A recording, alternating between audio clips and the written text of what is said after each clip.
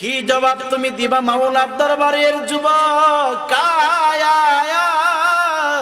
30টা বছর পর্যন্ত রাস্তা দিয়ে তুমি অন্যায় কাজ করেছো, 60 বছর চলে গেল, একটা দিন তুমি মসজিদে ঢুকলা না, 50 বছর পার হয়ে গেল, একটা দিন এই জিহ্বাটা নাড়াই আমার মালিককে মহব্বতে ডাক দিলা না।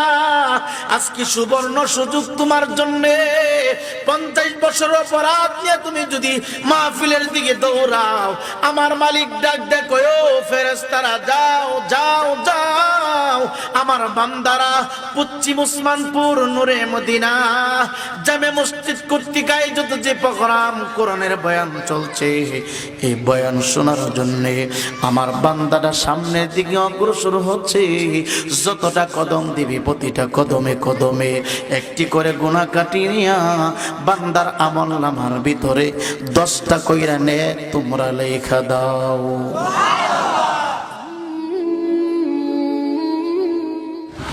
সম্মানিত হাজিরিন, পৃথিবীটা কারো জন্য থাকার জায়গা না রে আব্বু। এই দুনিয়া থেকে চলে যেতে হবে। আমি আমির হোসেন রায়পুরে আজকে পশ্চিম ইসলামপুরের ময়দানে মসজিদ কেন্দ্রিক যে মাহফিল, এই মাহফিলে আমি হাজির হয়েছি। আমি গ্যারান্টি দিতে পারবো না এই মাহফিল থেকে আমি বাড়ি পর্যন্ত পৌঁছতে পারবো। আমি আপনাকে টিকিট দিতে পারবো না। মাহফিল শেষ করে আখিরি মোনাজাত করে যার যার বাড়িতে আপনি যাইতে পারবেন এমন কোনো ডকুমেন্ট আমি আমির হোসেন রায়পুরি দিতে পারবো না। আমি আমির হোসেন রায়পুরি কেন, বিশ্বের কোনো আলেম, বিশ্বের কোনো উলামা, বিশ্বের কোনো বক্তা, মুফতি, মুহাদ্দিস আপনাকে এই ডকুমেন্ট দিতে পারবে না। আওয়াজ করে বলেন, হায়াত এবং রিজিকের মালিক কে? জোরে বলুন না কে? হায়াতটা লম্বা করে দেওয়ার মালিক কে? হায়াত খাটো করে দেওয়ার মালিক কে? এই পর্যন্ত সমস্ত ফিতনার ফাসাদ থেকে বসার মতো সুযোগ করে দিলেন কে? যে আল্লাহ রাব্বুল আলামিন এই করোনা নামক মহামারীর মধ্য দিয়ে তো বড় বিশাল আয়োজন, এত বড় আয়োজন, এই দীর্ঘ 8 মাস পর্যন্ত মানুষ কত কষ্টে সময় পার করতেছে যুবক। একটু তাকায় দেখো, আসমান থেকে কেন করোনা নামক গজব বাংলার জমিনে উপস্থিত হয়েছে? আল্লাহ কেন পাঠাইলেন? স্থলপথ বলেন, উপর বলেন, রাস্তাঘাট বলেন, যা কিছু আছে সব স্তব্ধ হয়ে গেছে। উলামায়ে কেরাম দোয়া করতে করতে চোখের পানি শেষ করে ফেলেছে। তারপর আল্লাহ রাব্বুল আলামিন আযাব থেকে আমরা রক্ষা পাই না। পীর সাহেবরা খানকায় বসে বসে দোয়া করলো, তারপর আল্লাহ রাব্বুল আলামিন এই আযাব দুনিয়ার জমিন থেকে উঠাইতেছে না। তার কারণটা কি, বিষয়টা কি? একটাই কারণ, বর্তমান সময়টা আল্লাহ রাব্বুল আলামিন ঈমানদারদেরকে পরীক্ষা করতে وَلَنَبْلُوَنَّكُمْ بِشَيْءٍ مِّنَ الْخَوْفِ وَالْجُوعِ وَنَقْصٍ مِّنَ الْأَمْوَالِ وَالْأَنفُسِ وَالثَّمَرَاتِ وَبَشِّرِ الصَّابِرِينَ।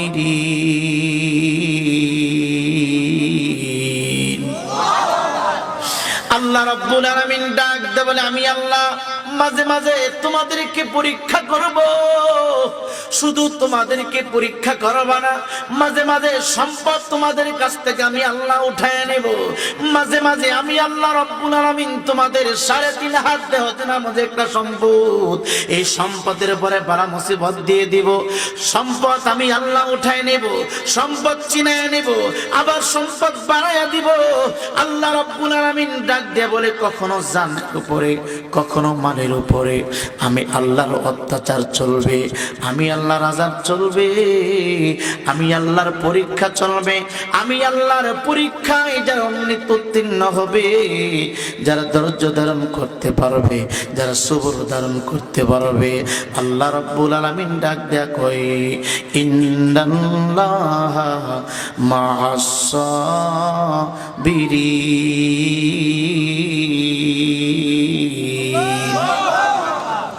সম্মানিত হাজিরিন, কিসের জন্য তুমি বাহাদুরি করো? এই ইমানদার যুবক, দাও তোমার পা দুইটা সময়টা সামনের দিকে আগায় দাও রে আব্বু। সময় যদি পাই আমি আমির হোসেন রায়পুরীর তরল জিহ্বাটা তোমার পায়ের তলায় লাগাইয়া ময়লাগুলি চেটে চেটে পরিষ্কার করে দেব রে আব্বু। যেই পা দিয়া তুমি হাইটা হাইটা মাস্তানি করো, এই পা আমি আমির হোসেন রায়পুরী তোমাকে দান করে নাই, বাংলাদেশের প্রধানমন্ত্রী শেখ হাসিনা তোমাকে দান করে নাই, রাষ্ট্রপতি তোমাকে দান করে নাই, বাংলাদেশের কোন পীর সাহেব তোমাকে দান করে নাই। যেই পা দিয়া মাহফিল সারিয়া অন্যায় কাজের দিকে তুমি দাবিত হইতেছ যুবক, ইচ্ছা করলে আল্লাহ রাব্বুল আমিন এই পায়ের শক্তি এই মুহূর্তে বন্ধ করে দিতে পারে কি পারে না? আর আওয়াজ করে বলেন পারে কি পারে না? যেই চোখ দিয়ে অন্যায় ভাবে মাহফিল সারিয়া বিভিন্ন কর্মস্থলে আছো, দোকান পাটে বসে আছো, চা হোস্টেলে বসে বসে অযথা সময় আড্ডা দিচ্ছ, আওয়াজ করে বলো যেই চোখ দিয়ে তুমি রং তামাশা করতেছো এই চোখের দৃষ্টি দিলেন কে? জোরে বলুন না কে?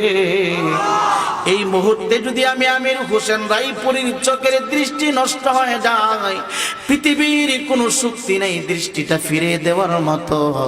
আওয়াজ করে বলেন যিনি দৃষ্টি দিলেন আবার নিয়ে যাবেন কে? যিনি নিতে পারে তিনি আবার দিতে পারে কিনা? এই যেই কান দিয়া বিভিন্ন বাদ্য বাজনার আওয়াজ তুমি শুনতেছো রে যুবক, যেই কান দিয়া তুমি বাদ্য বাজনার আওয়াজ শুনতেছো, বেহাপনার গল্প গুজবগুলি তুমি শুনতেছো, দুইটা আঙ্গুল কানের ছিদ্র ভিতরে তুমি ঢুকাইয়া দাও, সমস্ত চাউন অফ হয়ে যায়। দুইটা আঙ্গুল 2 মিনিটের ভিতরে 2 মিনিট সময়ে দুইটা ছিদ্রের ভিতরে ঢুকাইয়া দেখো, ডান দিকে কোনো কিছু শোনা যায় না, বাম দিকে কোনো কিছু শোনা যায় না, সামনেও কোনো কিছু শোনা যায় না, পিছনেও কোনো কিছু শোনা যায় না। এই কান দিয়ে আমার আল্লাহর জিকির না শুনিয়া, এই কান দিয়া কোরআনে কারিমের তেলাওয়াত না শুনিয়া, এই কান দিয়া ওয়াজ মাহফিলের কোরআনে কারিমের ব্যাখ্যা করে না শুনিয়া বিভিন্ন বাউল সম্পদের গান শুনতেছো, কি জবাব দিবা মালিকের দরবারে? কি জবাব তুমি দিবা মাওলার দরবারের যুবক? কায়া 30টা বছর পর্যন্ত রাস্তা দিয়ে তুমি অন্যায় কাজ করেছো, 60 বছর চলে গেল, একটা দিন তুমি মসজিদে ঢুকলা না, 50 বছর পার হয়ে গেল, একটা দিন এই জিহ্বাটা নাড়াই আমার মালিককে মহব্বতে ডাক দিলা না। আজকে সুবর্ণ সুযোগ তোমার জন্য, 50 বছর অপরাধ নিয়ে তুমি যদি মাহফিলের দিকে দৌড়াও, আমার মালিক ডাক দেখো, ফেরেশতারা যাও যাও যাও, আমার বান্দারা পশ্চিম উসমানপুর নূরে মদিনা জামে মসজিদ কর্তৃক আয়োজিত যে প্রোগ্রাম কোরআনের বয়ান চলছে, এই বয়ান শোনার জন্য আমার বান্দাটা সামনের দিকে অগ্রসর হচ্ছে। যতটা কদম দিবি প্রতিটা কদমে কদমে একটি করে গুনাহ কাটিয়ে নিয়া বান্দার আমল নামার ভিতরে 10টা কইরা নে তোমরা লেখা দাও। আর আওয়াজ করে বলেন সম্মানিত হাজিরিন, কেন আমি বললাম ইয়া আইয়ুহাল্লাযীনা আমানু কু আনফুসাকুম ওয়া আহলিকুম নার। আল্লাহ রাব্বুল আলামিন ডাক দে বলে নিজে যাবে মাহফিলে, আরেকজনকে মাহফিলের দাওয়াত দিবে, নিজে নামাজ পড়বে, আরেকজনকে নামাজের দাওয়াত দিবে, নিজে জবান থেকে মিথ্যা ছেড়ে দিবে, আরেকটা ভাইকে মিথ্যা ছাড়ার দাওয়াত দিবে, নিজে জিকির করবে, আরেকটা ভাইকে জিকির করার দাওয়াত দিবে, নিজে কোরআনে কারিম তেলাওয়াত করবে, আরেকটা ভাইকে কোরআনে কারিমের দাওয়াত দিবে, নিজে অন্যায় কাজ ছেড়ে দিবে, আরেকটা ভাইকে অন্যায় কাজ ছাড়ার জন্য দাওয়াত দিবে।